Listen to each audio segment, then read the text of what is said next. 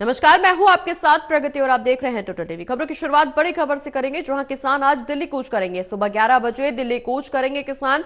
ऐलान के बाद हरियाणा पुलिस अब अलर्ट मोड पर है।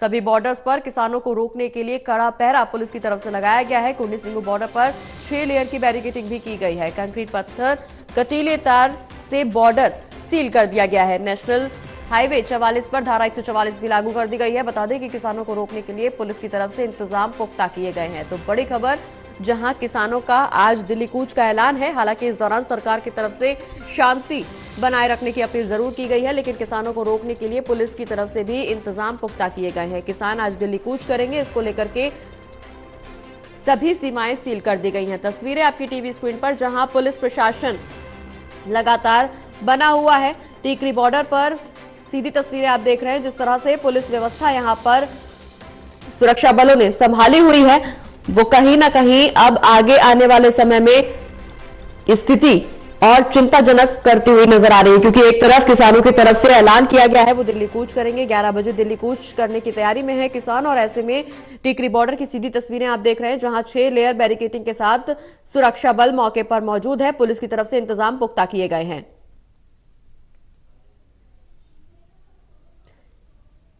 किसानों को रोकने के लिए पुख्ता इंतजाम किए गए हैं। टीकरी बॉर्डर से सीधी तस्वीरें आप देख रहे हैं। किसान आज चूंकि दिल्ली कूच करेंगे, और इसको लेकर के मौके पर पुलिस प्रशासन मुस्तैदी से बना हुआ है।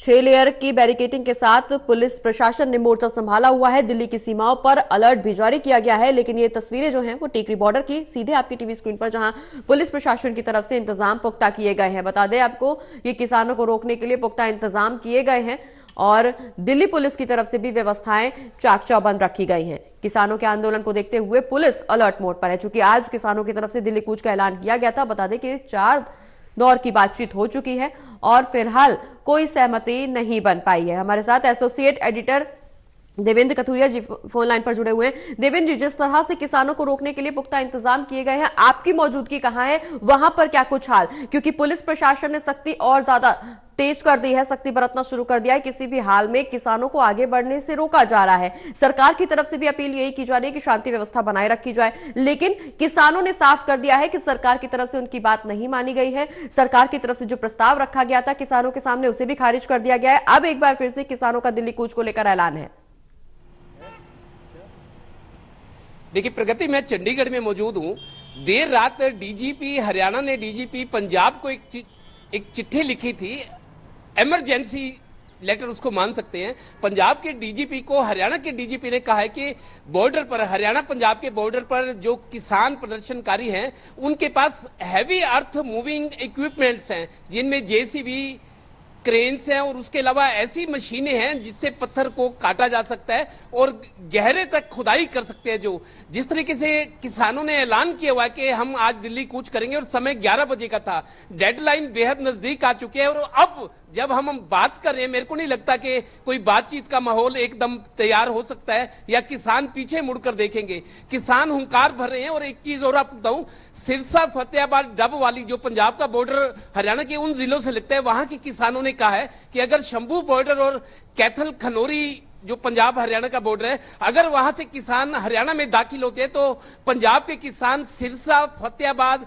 और डब वाली की तरफ से हरियाणा में प्रवेश करेंगे। मेरे को लगता है स्थिति बहुत जोखिम पूर्ण और खतरनाक हो चुकी है प्रगति, क्योंकि 11 बजे का समय, और 11 बजने में ज्यादा वक्त नहीं है। किसानों में, हालांकि किसान कह रहे हैं कि हम शांतिपूर्वक प्रदर्शन करेंगे, शांतिपूर्वक दिल्ली जाना चाहते हैं, राजधानी में, हमें पंजाब में दाखिल होने दिया जाए। अब पंजाब समस्या पंजाब की भी ये हो गई है, क्योंकि जो चिट्ठी डीजीपी हरियाणा ने डीजीपी पंजाब को लिखी है कि व्यवस्था को संभाला जाए, किसानों को रोका जाए, लेकिन हरियाणा की डीजीपी ने उसकी एक copy home secretary government of India को भी भेजी है कि ऊपर से आदेश दिए जाएं। अभी तक मेरे को जो सूचना है कि पंजाब पुलिस में हलचल नजर आ रही है, शायद सेंट्रल गवर्नमेंट के होम मिनिस्ट्री की तरफ से, क्योंकि जो आईपीएस ऑफिसर होते हैं सीधा सेंट्रल गवर्नमेंट के अंडर होते हैं। तो गृह मंत्रालय, भारत सरकार की तरफ से भी पंजाब पुलिस को आदेश दिए गए कि इस व्यवस्था को दुरुस्त किया जाए और किसानों को आने से रोका जाए। अब किसान अड़े कि हमने 11 बजे कूच करना है। सभी बॉर्डर पर, हरियाणा पंजाब के बॉर्डर, तीन बॉर्डर हैं जो लगते हैं। मेन बॉर्डर जो है शंभू बॉर्डर है, उस तरफ राजपुरा पंजाब है, इस तरफ अंबाला हरियाणा है, और दूसरा खनौरी कैथल से हरियाणा में दाखिल हो सकते हैं। तीसरा बॉर्डर मेन वो है डबवाली, सिरसा और फतेहाबाद। तो मेरे को लगता है स्थिति अब बेहद जोखिम पूर्ण हो चुकी है। बिल्कुल देवेंद्र जी, जिस तरह से हम चर्चा कर रहे हैं कि शंभू बॉर्डर फिलहाल बहुत गंभीर स्थिति में है, क्योंकि जिस तरह से किसानों की तरफ से ऐलान कर दिया गया है कि वो आगे बढ़ेंगे, शासन और प्रशासन किसानों को रोकने के लिए पुख्ता इंतजाम कर रहा है, कहीं ना कहीं स्थिति खींचतान वाली भी बन सकती है। दूसरी तरफ हरियाणा की अगर हम बात करें तो हरियाणा सरकार की तरफ से भी किसानों को आगे बढ़ने से रोकने के लिए पुलिस प्रशासन की तरफ से इंतजाम करने के निर्देश दिए गए हैं। हरियाणा में विधानसभा सत्र भी चल रहा है, विधानसभा बजट सत्र भी जारी हो चुका है। ऐसे में कहीं ना कहीं सरकार पर बहुत बड़ी चुनौती भी है और कहीं ना कहीं दबाव भी है, क्योंकि विपक्ष अब सरकार को घेरने की पुरजोर कोशिश करने में लगा हुआ है। लोकसभा चुनाव में भी ज्यादा समय नहीं रह गया है। फिलहाल जो स्थिति बन रही है कहीं ना कहीं राजनीतिक माहौल को भी गरमाती हुई नजर आ रही है।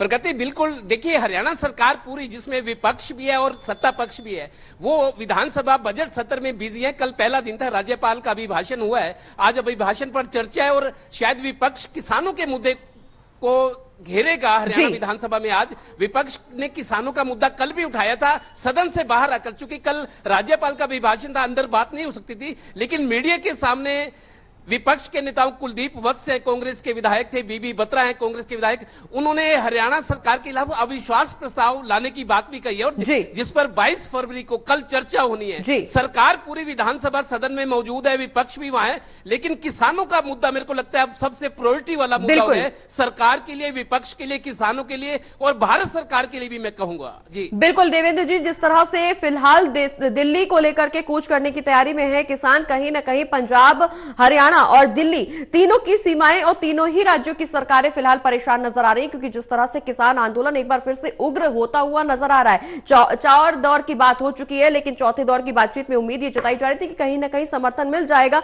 समाधान की तरफ हम आगे बढ़ जाएंगे, लेकिन फिलहाल समाधान की स्थिति निकलती हुई नजर नहीं आ रही है। देवेंद्र जी, आप नजर बनाए रखिए पूरी खबर पर, हम फिर लौटेंगे आपके पास।